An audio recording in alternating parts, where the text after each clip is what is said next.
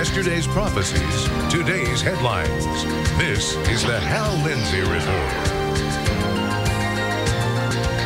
And now, Hal Lindsey. Good evening, and welcome to the Hal Lindsey Report.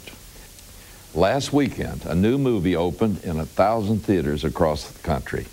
Expelled, No Intelligence Allowed. It is a fascinating and controversial film that is both humorous and disturbing. The host, Ben Stein, sets out on a journey to investigate why the scientific establishment in America is on a virtual inquisition. He discovered that the very people we thought were on the front line of search for scientific truth are actually engaged in one of the most bizarre, ruthless inquisitions in modern history. Stein takes us on the road to find out firsthand why American and British scientists are so afraid of the concept of intelligent design. Not only has the scientific, medical, and educational establishment decreed that the consideration of any alternative to evolution or Darwinism is heresy, but it is engaged in an active campaign to rid any doubters from its ranks. Not only have brilliant scientists and researchers been stripped of their reputations and livelihoods, but the impact is felt in the lowest grades of our public schools where no dissent to the prevailing dogma is tolerated. All of this verifies to me something I have thought for a long time. Darwinism and the evolutionary theory have become a secular agnostic religion. Its adherents defend it with a religious zeal that will not allow any challenge from a growing mountain of contrarian scientific evidence. This thoughtful and entertaining film will open your eyes to the danger to America, our way of life, and the spiritual health of our children that lurks in our public schools and institutions of higher learning. Take a look at the brief introduction to a film you must see. Expelled, No Intelligence Allowed.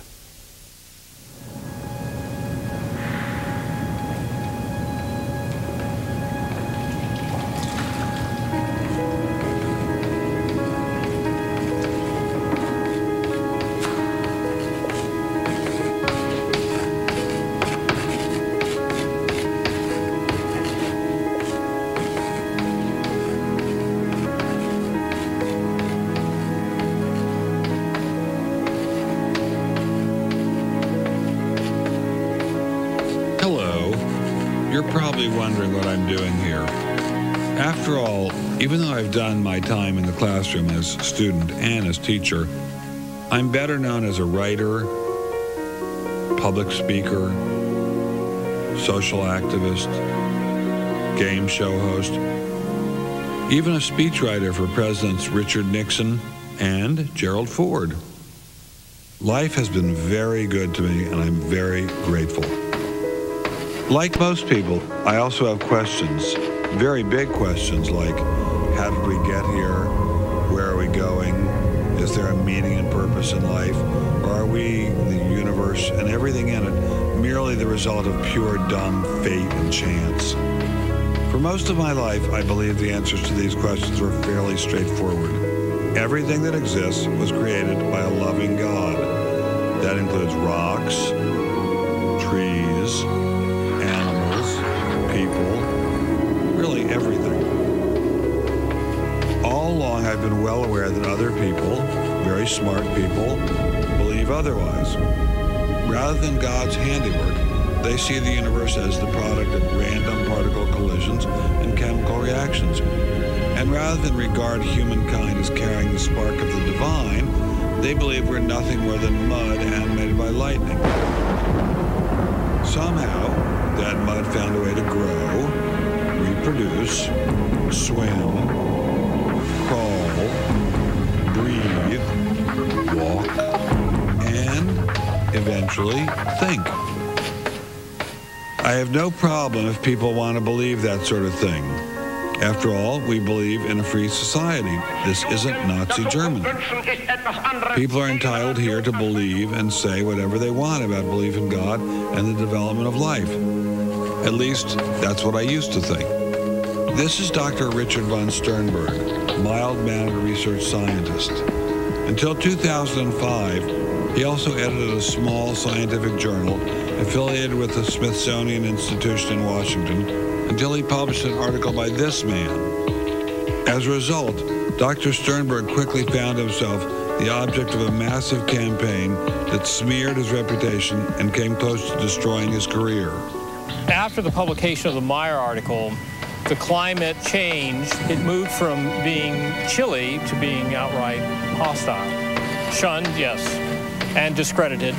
What I'm asking for is the freedom to follow the evidence wherever it leads.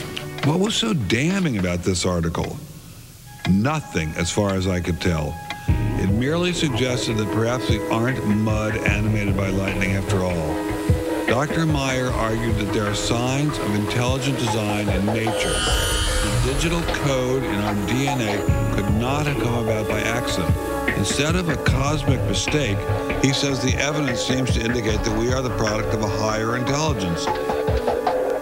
Publishing Dr. Meyer's paper would not have been an issue if we were living in the time of Galileo or Einstein.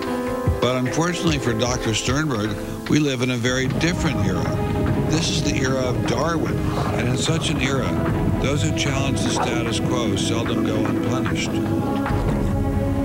As I investigated this situation, I discovered Dr. Sternberg is far from alone. Many other scientists face similar persecution. They're losing their jobs, they can't get tenure, they're denied publication in scientific journals, and they're openly ridiculed and ostracized by their peers, all for questioning Darwin. It's the kind of thing where you just learn to keep your mouth shut. I have been told to shut up. We were accused of being diabolical, theocratic conspirators who were trying to force religion into the classroom. It isn't just scientists attacking these guys either. The media's in on it, the courts, the educational system, everyone's after them. I guess I shouldn't be surprised. After all, these guys are asking some pretty dangerous questions, suggesting that Darwinism is not only improbable, it might actually be dangerous. I should know better than to ask such questions. After all, I've been warned. On the whole, they're not scientists. Intelligent design is not a research program. And it's all propaganda. They're distracting you from what's important. As a scientist, I am pretty hostile to a rival doctrine. The more I thought about the situation, the more I wondered why we tolerate free speech in every other area of the society, but not here. What makes this situation so different? In my experience, people who are confident in their ideas are not afraid of criticism. So that tells me the Darwinists are afraid. They're hiding something. We're so schizophrenic. We talk about things being designed and optimized, but then when you ask us, especially in public, we're all about defending neo-Darwinism. I now realize it's my duty to get the word out, to warn others before it's too late. So I'm going to begin by warning you. Feel free to watch this film if you must, and I hope you do. But you've got to know that doing so could land you in a heap of trouble. Some of you are going to lose your friends for watching this film. Some of you may even lose your jobs. In fact, if you're a scientist with any hope of a future, I suggest you leave right now. College or high school students, especially teachers, legislators, journalists, anyone else with a stake in this debate should probably leave right now as well. But if you do leave, will anyone be left to fight this battle? Anyone? Anyone?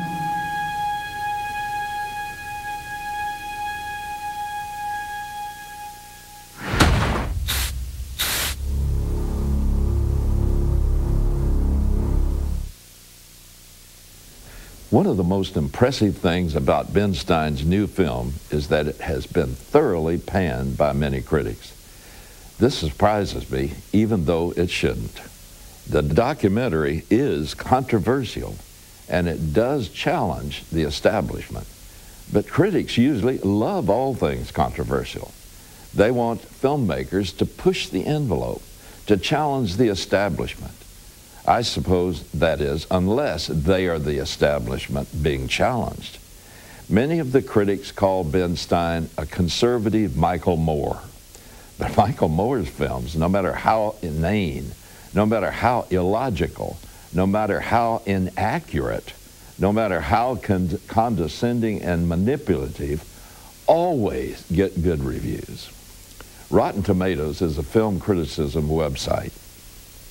It surveys the major reviewers and tracks their evaluations of various movies. Rotten Tomatoes reports that every Michael Moore documentary has received a rating higher than 90% positive from the media. So I suppose the fact that the media seems to hate this film means that it strikes a tender nerve. That means that it must be doing its job well. That also means that we need to support it. So check your local theater listings to find where it is playing in your area. Then take your family, your friends, even your enemies to see Expelled, No Intelligence Allowed. It'll give you something to think about and pray about. It'll also help you to articulate your views when you discuss this subject with others. The president of the World Bank recently capped 2 days of meetings in Washington by warning that rising food prices were responsible for growing global food shortages.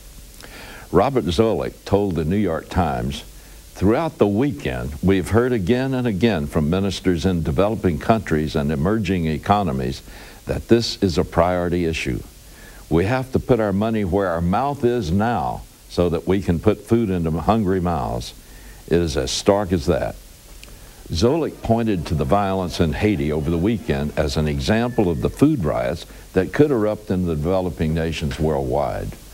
The New York Times said that the ministers from poor countries blamed the West for making the food crisis worse by subsidizing and encouraging the conversion of food products into alternative fuels like ethanol. In reality, the Green Movement is accelerating the food crisis by caring more about discomforting a few moose and reindeer in the Arctic than the human suffering caused by not allowing the U.S. to tap the known oil reserves in the Arctic. The shortage of fuel being caused by the rapidly expanding energy demands of nations like China and India has caused the cost of fuel to soar enormously. This greatly impacts the cost of both growing and delivering food. We also attempt to meet a perceived shortage of fossil fuel by using fuel made from food. We guarantee by doing this that millions will starve. This is moving precisely toward what the Bible predicts for the days just before the Messiah, Jesus, returns. According to the book of Revelation, one of the great global judgments that is going to befall the earth is symbolized by the rider on a black horse. He's one of the 4 horsemen of the apocalypse. This rider holds a pair of scales in his hand. Then a voice cries out, "A quart of wheat for a day's wage, and 3 quarts of barley for a day's wage. And do not damage or touch the oil and the wine." This prophecy represents a catastrophic collapse of the world economy and the consequent food shortage that results in global famine. The key original word in the Greek in this passage is the word denarius, which was an average day's wage in the biblical times.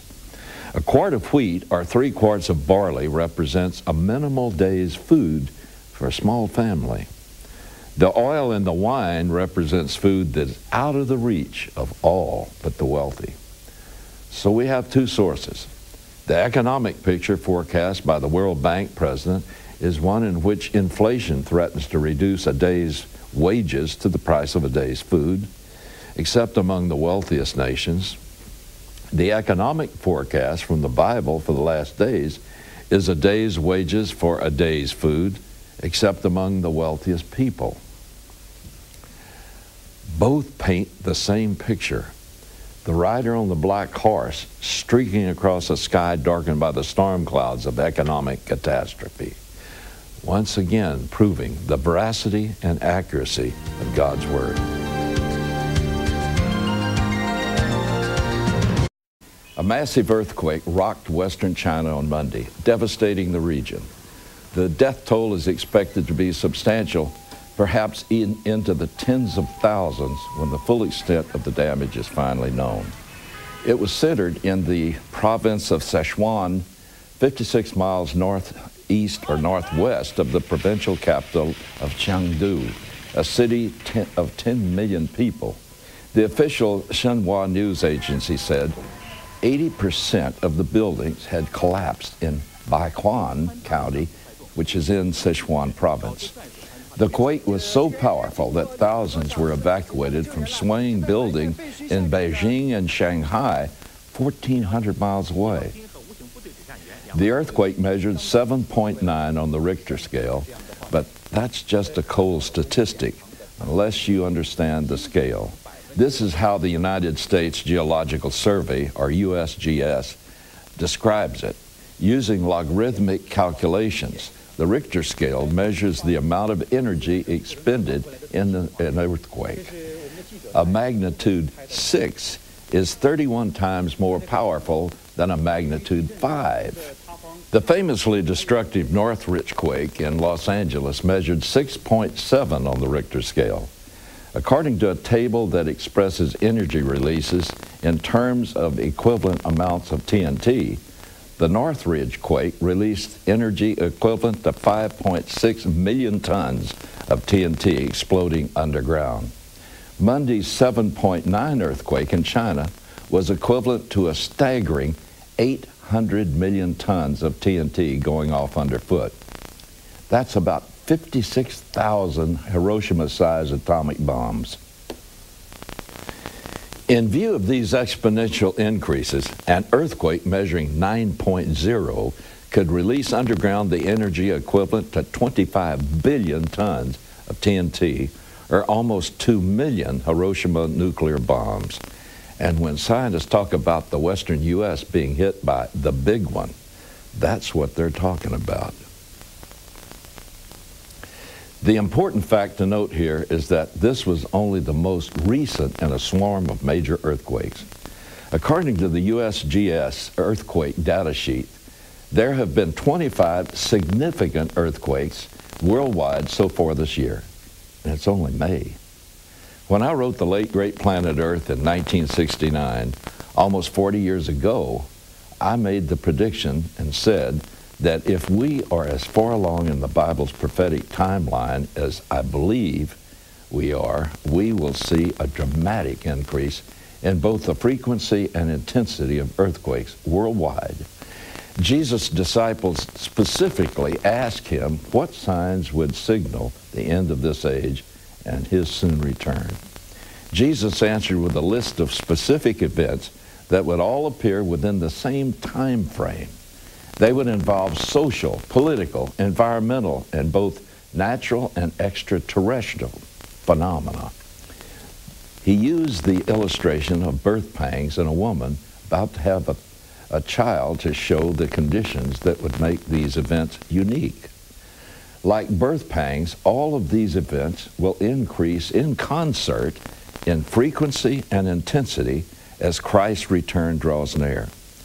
Here are the events Jesus predicted in Matthew chapter 24 and Luke chapter 21. First, religious deceptions. Second, wars and rumors of wars. 3, ethnic conflicts, usually tied to religion. 4, kingdoms rising against kingdom. 5, great earthquakes. 6, in various places, plagues and 7 famines. And 8, global weather changes due to cosmic influences. The predicted key is that all of these disasters would arise together in the same time frame, and they would all increase in frequency and severity. In previous broadcasts, I've discussed the development of each of these signs. But by far, the most important sign indicating that we have entered into the general time of Christ's return is the rebirth of the state of Israel. The Bible says that some of those who witnessed Israel's national rebirth will still be alive when all prophecy about Christ's return is fulfilled. This week, Israel celebrated her 60th anniversary, and virtually all the predicted prophetic events are in place. Now, there are those who doubt that this is so. Some question, for instance, whether earthquakes have really increased in frequency and intensity. They argue that we're just getting better at detecting and reporting them.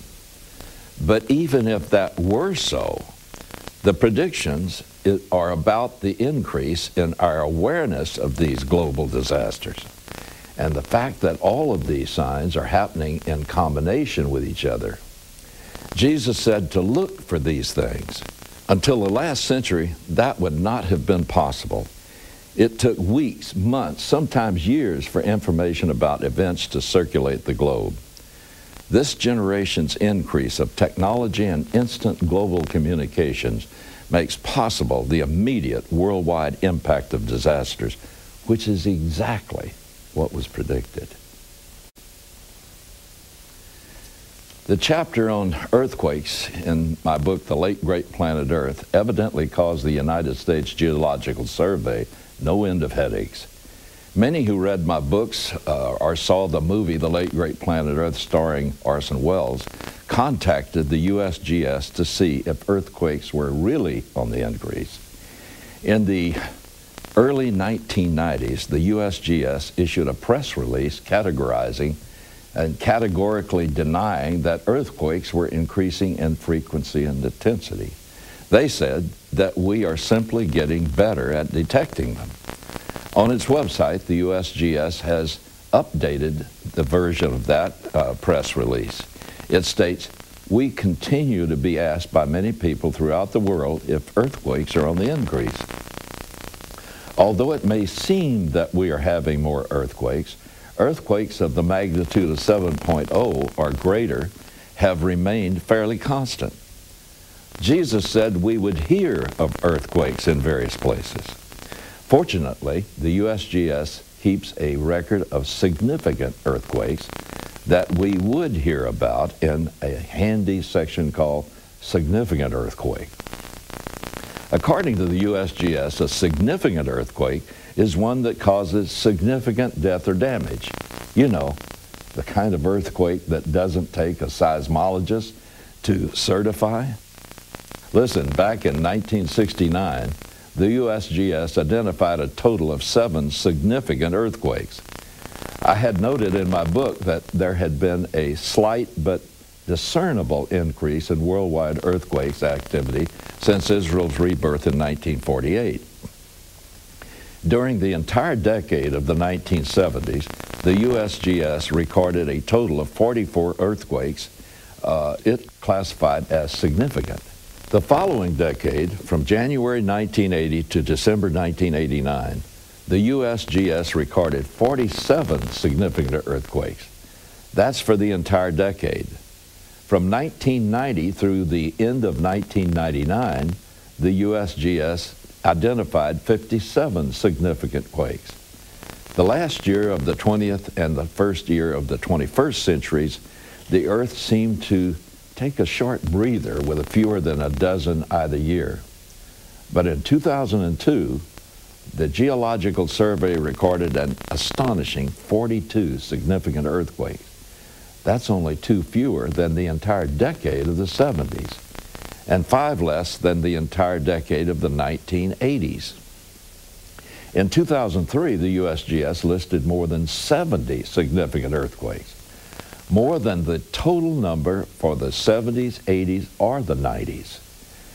The website's data sheet makes no mention of the report criteria changing from year to year.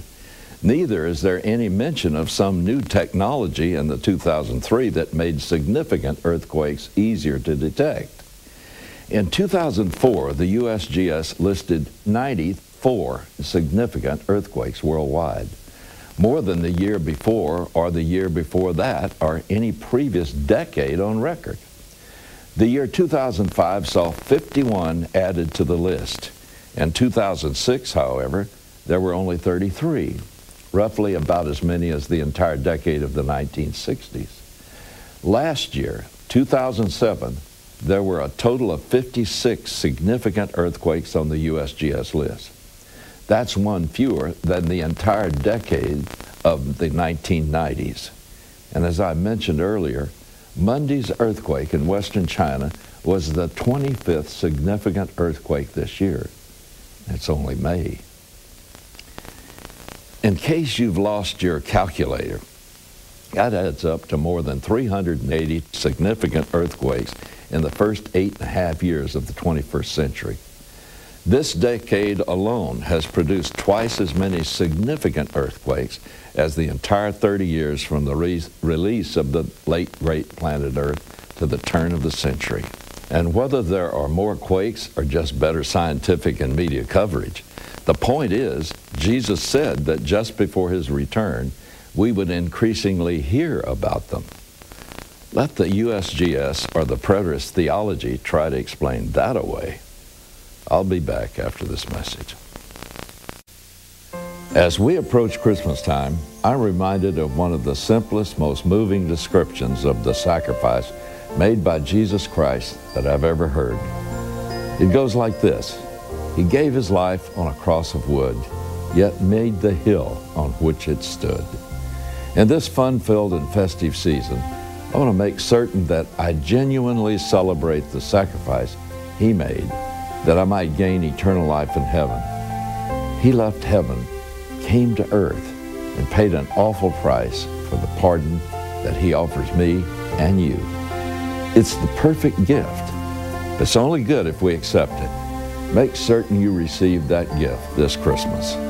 And if you've already accepted his pardon, then make sure you share this good news with your family and friends. And please remember the Hal Lindsey Report with your prayers and financial support this Christmas. I know this time of year puts a lot of strain on everyone's budget. I truly appreciate your faithful giving to keep this program on the air. As we approach the end of the year, remember that your financial contributions to Hal Lindsey Media Ministries is fully tax deductible. So please send your tax-deductible gifts to Hal Lindsey Media Ministries, P.O. Box 1475, Palm Desert, California, 92261. Or on the World Wide Web, visit hallindsey.com. Merry Christmas. For years, U.S. intelligence groups have warned of the dangerous practice of some of our major defense contractors. In order to win contracts by submitting a lower price bid, they have outsourced the production of critical parts of some of our most advanced weapons to China. This practice extends from allowing the Chinese to launch our satellites to contracting them to build critical parts for advanced weapons.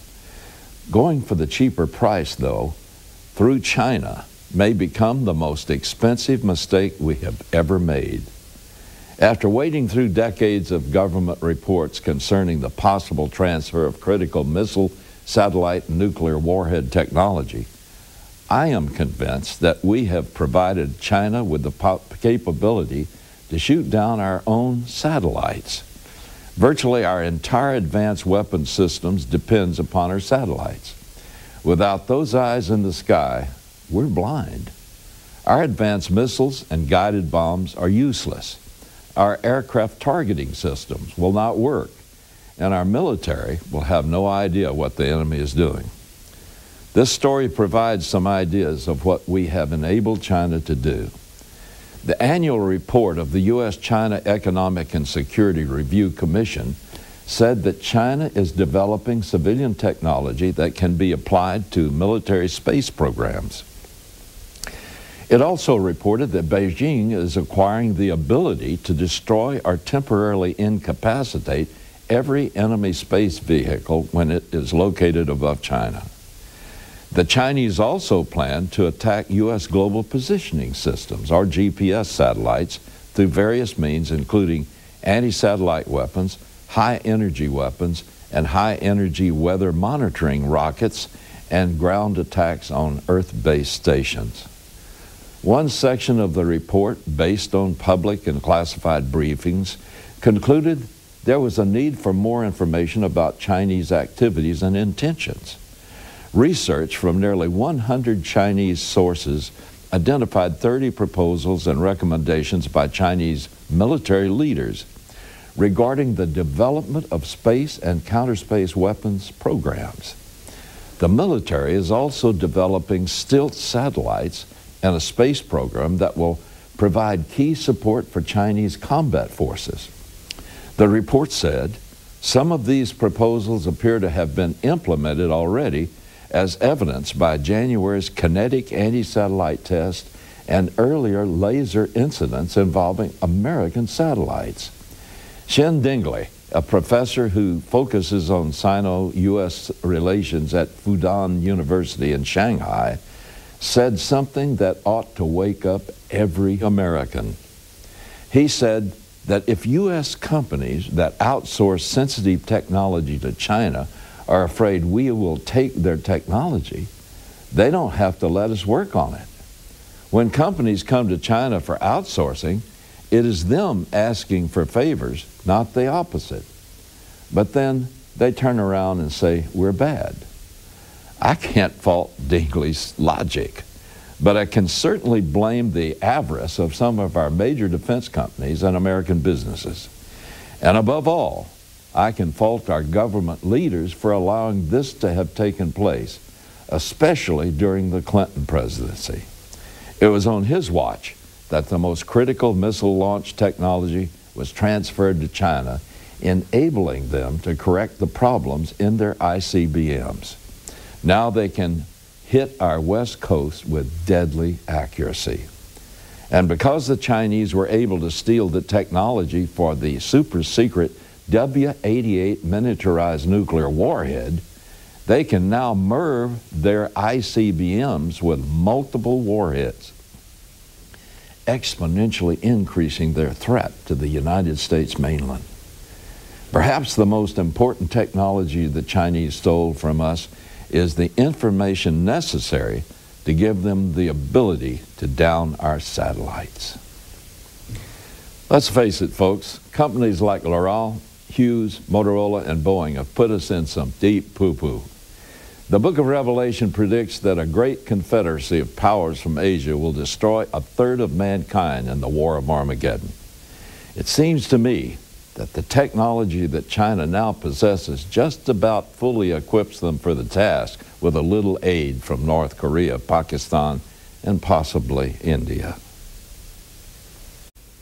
Under the U.S. Immigration and Nationality Act, illegally entering the United States is a misdemeanor.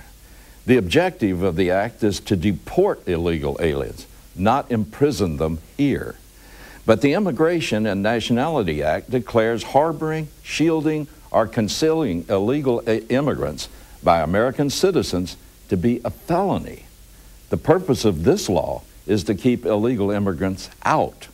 Under the Illegal Immigration Reform and Immigration Responsibility Act and the Welfare Reform Act, the federal government may not restrict the sending to or receiving from the INS information regarding citizenship or immigration status, whether lawful or unlawful. Therefore, those entering the United States illegally can be charged with a federal misdemeanor, but aiding and abetting illegal aliens within the United States is a far more serious charge, a federal felony. It's time for a short civics lesson here. The United States of America is a republic, not a direct democracy. A republic is a sovereign state ruled by representatives of a widely inclusive electorate. In contrast to a direct democracy, a republic empowers voters who elect representatives to act for them at the federal level. Majority rules, but not a local majority or even a popular voter majority. The majority that rules our republic is the majority of our elected representatives and senators. And it goes even further here, because we have what we call the Electoral College. And that is a very ingenious thing that our forefathers created, wherein the representation of rural areas is given a weight so that it equals the representation of the more populated cities. Otherwise, when we elected people on a pure distribution of population, It would be the big cities that would rule everything, and the rural area wouldn't even be represented. Now, in our system, legislation is passed by the majority of elected lawmakers and then signed into law by the president. Once passed, it becomes the law of the land, binding even where the majority of citizens disagrees with it. And America is a federal republic. That means federal laws cannot be overturned by a local jurisdiction.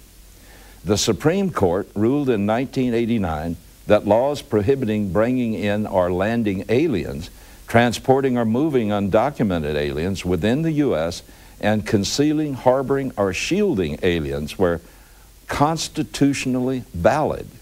The concept of sanctuary zones for undocumented immigrants has no legal basis in the United States. Declaration of particular jurisdiction as a sanctuary zone, since it is effectively harboring and shielding aliens, qualifies as a felony under federal law. Notwithstanding, the cities of Boston, Houston, Los Angeles, Baltimore, New York, and San Francisco, and many others, have set themselves above the law. They've declared themselves sanctuary cities. In effect, these cities have arbitrarily rejected federal laws. Now we're all in danger of paying the price for their misguided foolishness. They've established sanctuaries that terrorist cells and their suppliers are now using. Consider the following statistics. According to a recent report provided by the Los Angeles Police Department, the LAPD, 95% of all outstanding homicide warrants are illegal aliens. 2/3 of all LAPD felony warrants are for illegal aliens. The California Department of Justice estimates that 60% of Los Angeles gang members are illegal aliens. The safe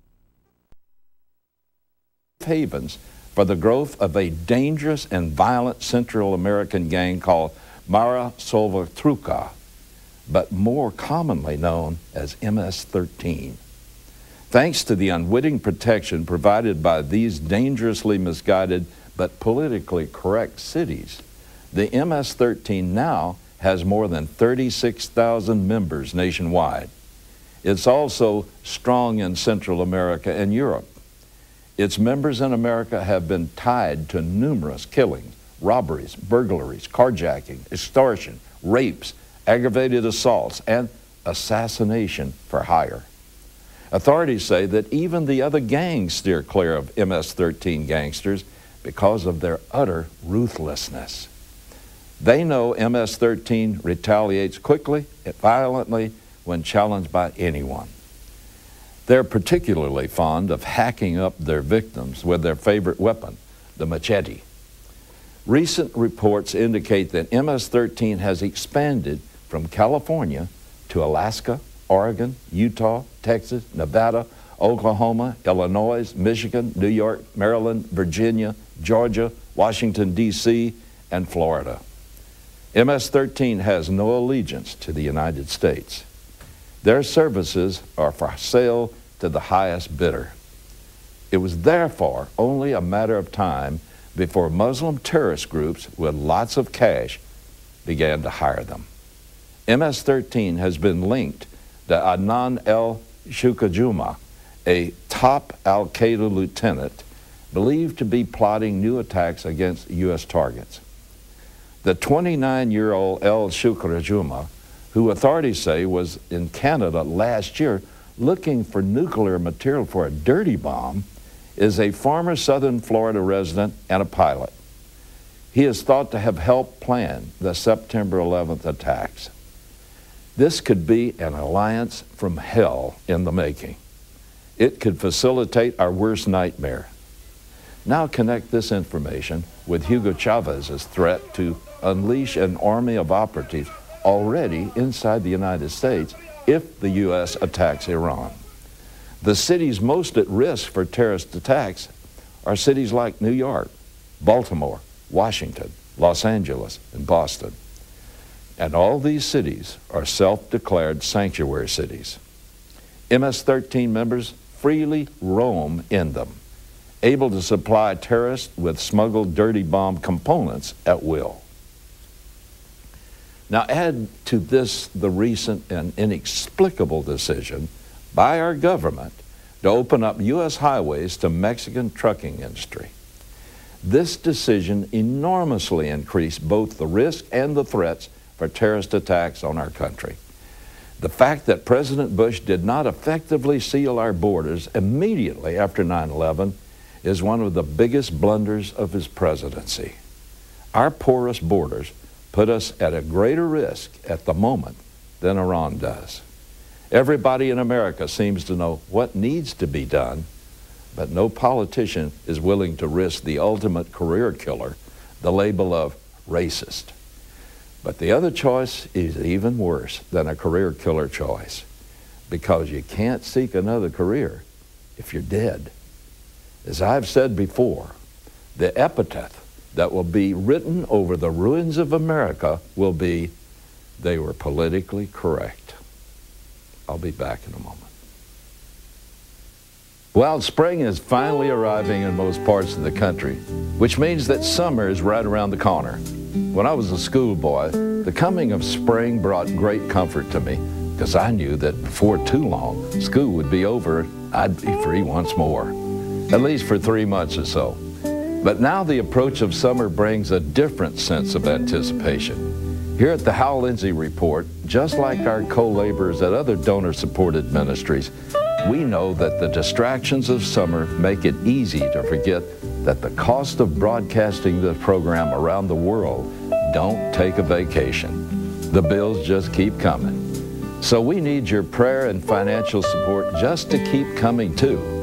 I'll keep working through the spring and summer to spread the good news and gather in the harvest, but I can only do that if you'll stay in the field with me.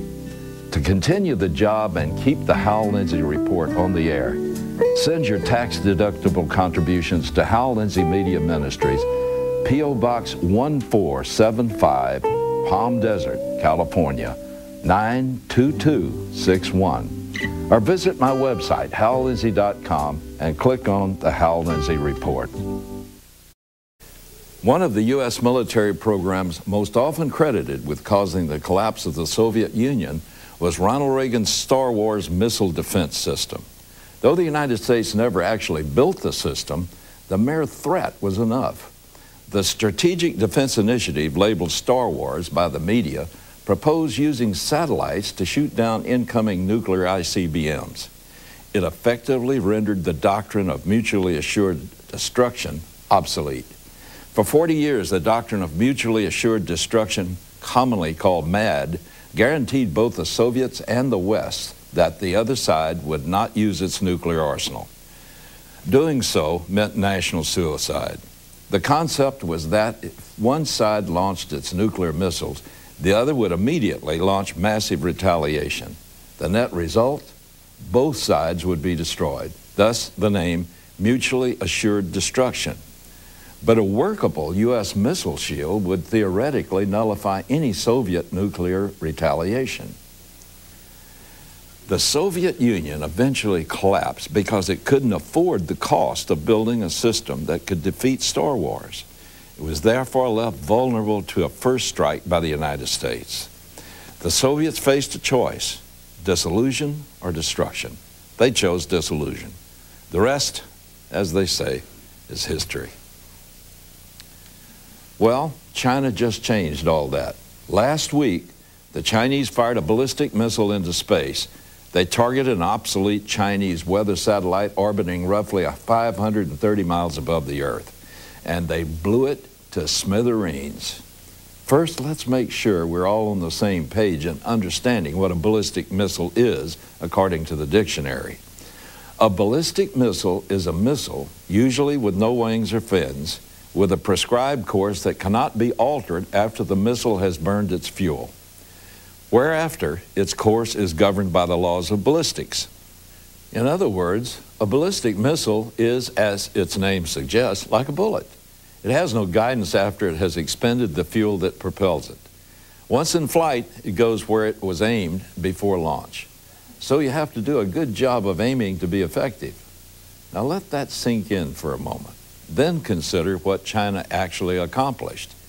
In essence, China took aim at a 4-by-4-foot weather satellite traveling at 17,000 miles per hour, 530 miles above the Earth. It used a KT-2 missile. That's little more than a giant, unguided bullet that flies where it's pointed. But China scored a bullseye with its first shot.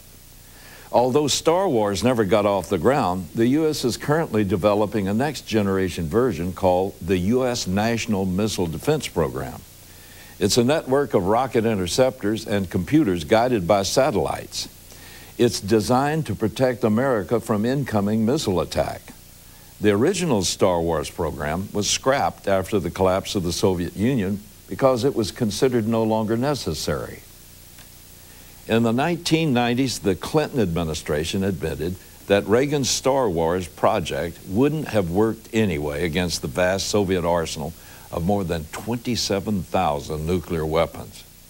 But the new program, nicknamed Son of Star Wars, was ordered by the Bush administration as a defense against smaller nuclear attacks from rogue nations like North Korea or Iran, or China for that matter, whose nuclear arsenal is currently believed to number only in the teens, but no one really knows. Unless China blinds us first. In the 1980s, American companies began using Chinese rockets to launch their satellites because the launch cost was much cheaper than those of their American or European competitors. In 1989, Senator Al Gore sponsored a package of sanctions to punish Beijing for its massacre of students in the Tiananmen Square. His legislation barred U.S.-made satellites from being launched on Chinese rockets unless the president declared such a launch to be a national interest. Remember that clause. But using the Chinese to launch your multi-million-dollar satellite proved to be a risky venture. More than a score of satellites amounting to hundreds of millions of dollars were lost to failed launches or mid-air explosions. In 1996, an American company, Loral Space and Communications Limited, hired the Chinese to launch one of its satellites. The rocket crashed into a nearby village, killing and injuring many of the residents. Loral and Hughes Electronics Corporation conducted an exhaustive investigation to determine the cause of the failure and how it could have been prevented. Though the immediate purpose was to satisfy the insurance company, Loral passed the report to the Chinese without getting approval from the State Department. That's a criminal offense. The Chinese eagerly accepted the gift. According to the Pentagon, the information contained in that report helped the Chinese correct a major problem in the guidance system of their rockets. That same problem also, by the way, affected China's arsenal of intercontinental ballistic missiles, rendering it almost useless. Following the transfer of dual-use technology and information by Loral, China was able to correct its guidance system problem and develop an even more lucrative business launching satellites for corporations around the world. It also vastly improved the accuracy of the ICBM arsenal, and that's the thing to watch. While the Justice Department was preparing to prosecute Loral for the illegal transfer of sensitive information to China, President Clinton granted the company permission to transfer another satellite to China for launch, which they no doubt reverse engineered. The Justice Department warned the president that if he granted a waiver for the new transfer, any jury would find it difficult to convict Loral for committing the first offense. He did it anyway. His loophole? That critical clause from Vice President Al Gore's earlier legislation allowing him to declare it to be in the national interest. Clinton later justified his action by saying that it was in the national interest to help America's space and satellite industries remain competitive with the world. Earlier, at Loral's request, he transferred oversight of technology transfers from the State Department to the Commerce Department. You see, The State Department had that nasty habit of considering things like non-proliferation treaties and human rights records before approving transfers of sensitive information. The Commerce Department just wanted to sell more American goods. Coincidentally, L'Oreal's chairman, Bernard Schwartz, was the largest individual donor to the Democratic National Committee. He gave more than $1 million to the 1996 Clinton-Gore campaign. By signing the waiver, Clinton handed his donor's company what amounted to a get-out-of-jail-free card, and he handed China the ability to destroy America. The L'Oreal-supplied technology represented a major breakthrough for the Chinese military, and it's been expanding its military capabilities ever since. But assistance with its guidance system is not all the Chinese have received from American companies. In subsequent transfers, the Chinese military has obtained encrypted radiation-hardened chips from L'Oreal, post-boost vehicle technology from Lockheed, telemetry systems from Motorola, and nose cone technology from Hughes.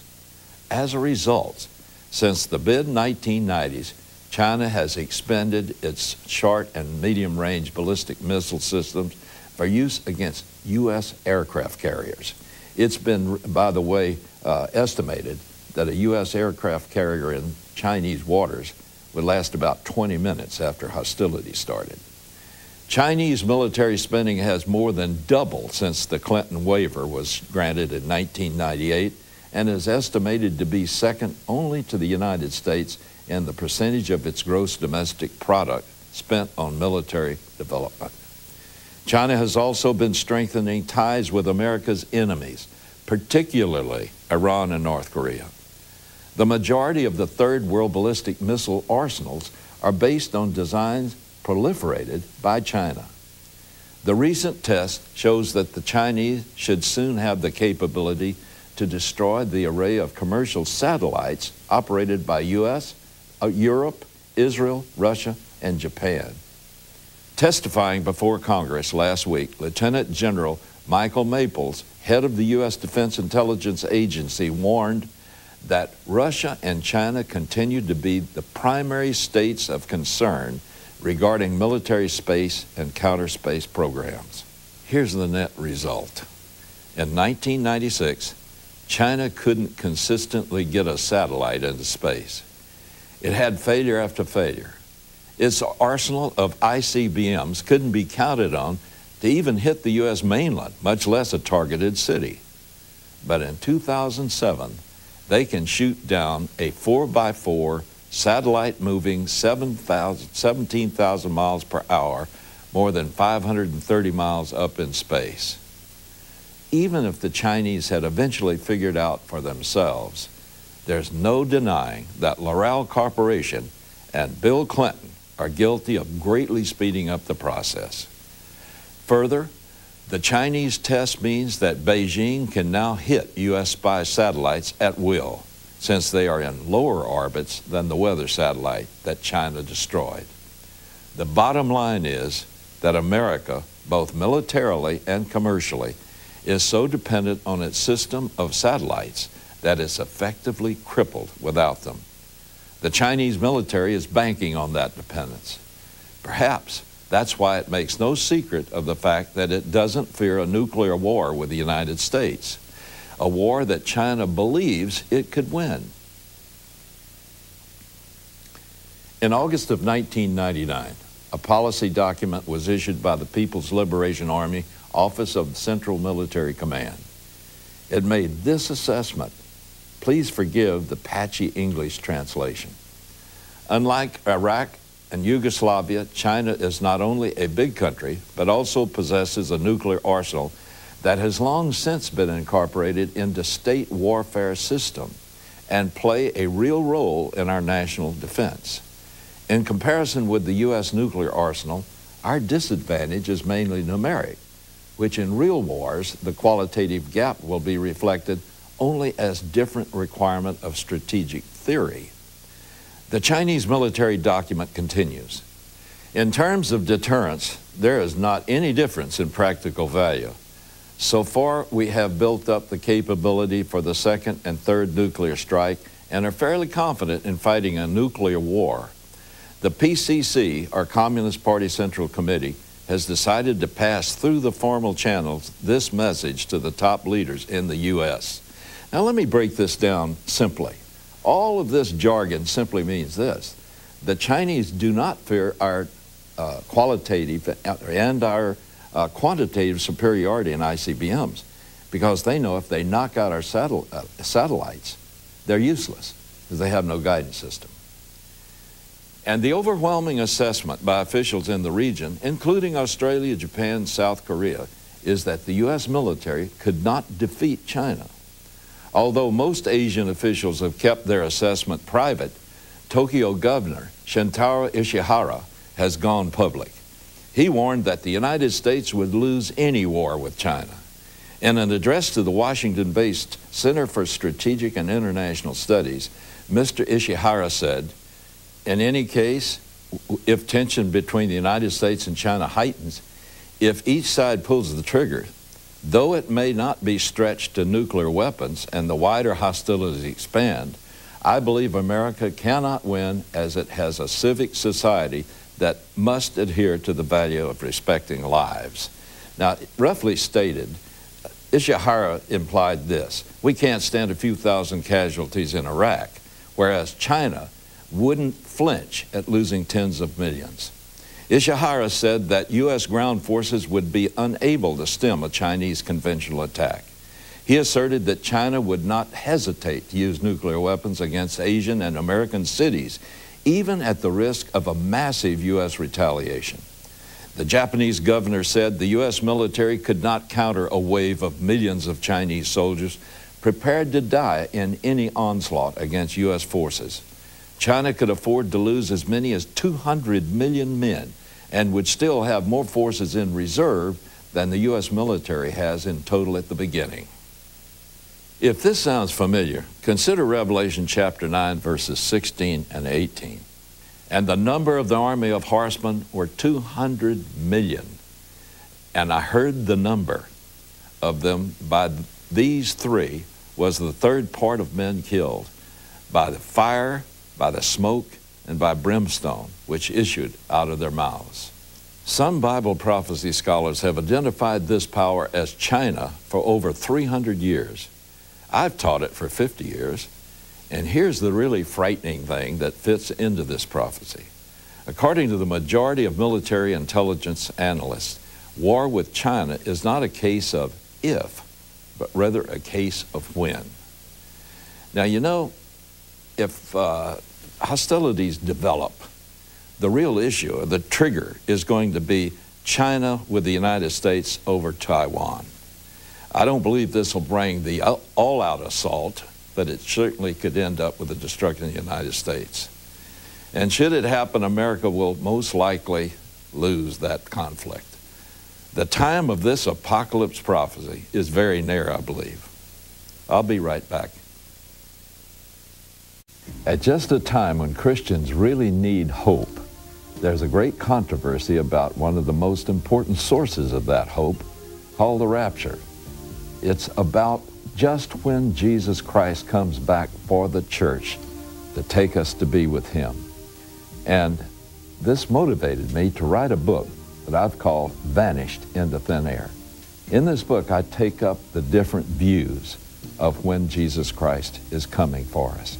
Is it before this terrible period called the tribulation? Is it in the middle of the tribulation? Or is it at the end of the tribulation? I take these views up, and then I show from the Scripture why I believe that Jesus Christ is suddenly going to come and take us before the tribulation. That's Vanished into Thin Air. And you can get this book by going to my website, hallindsey.com, or by calling my ministry at 1-800-TITUS-35.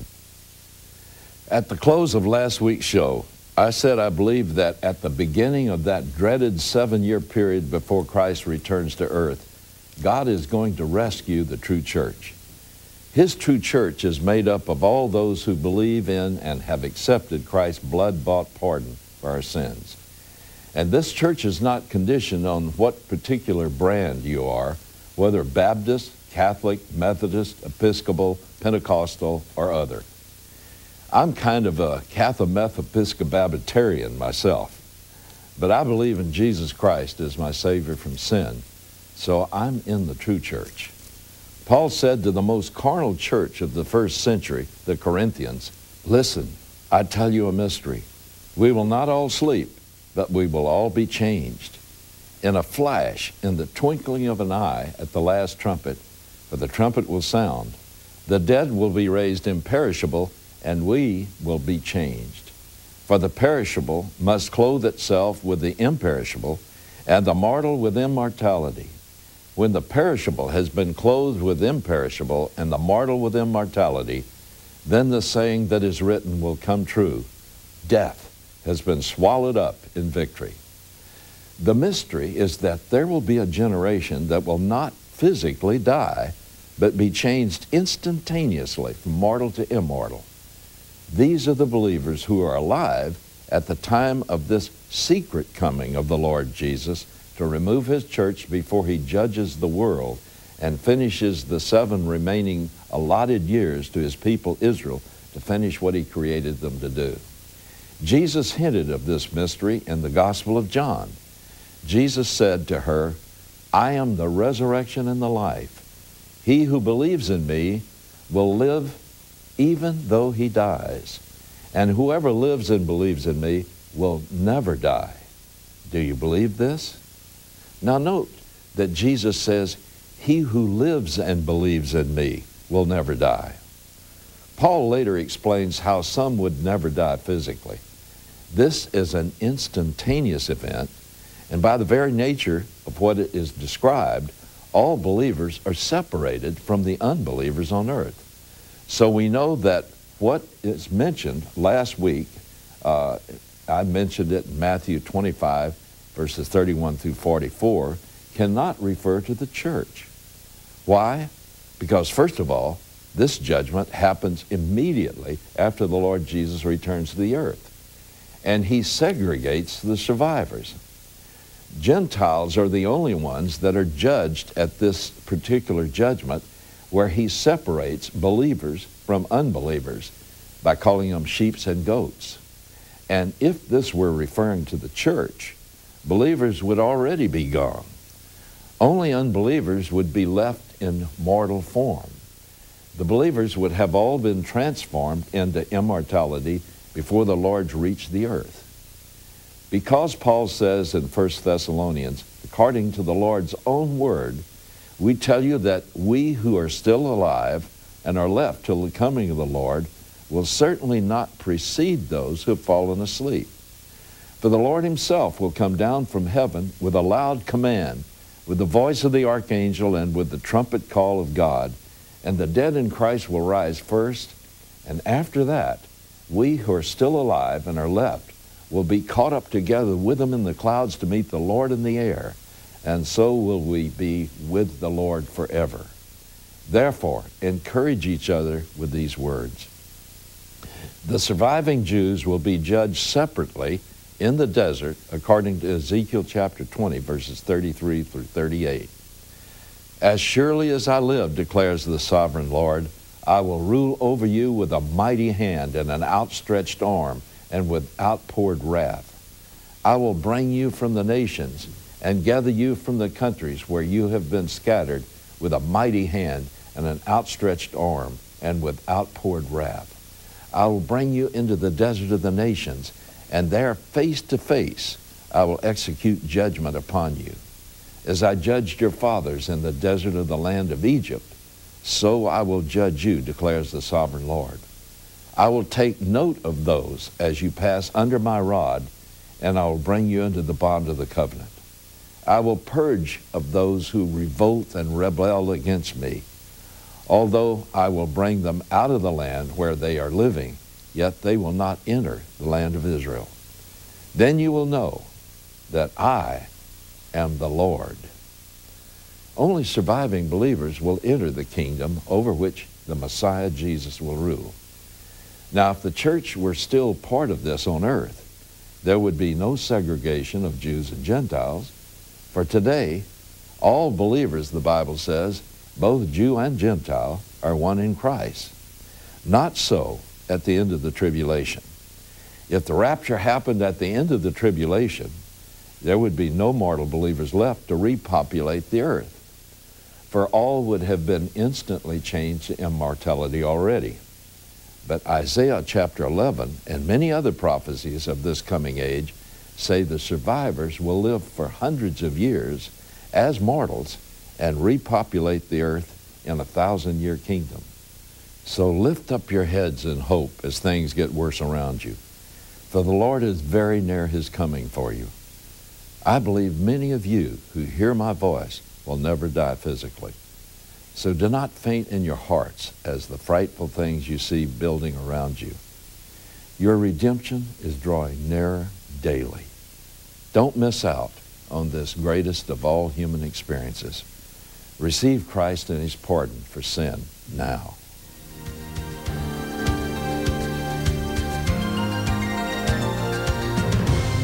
Well, thus endeth my first anniversary show.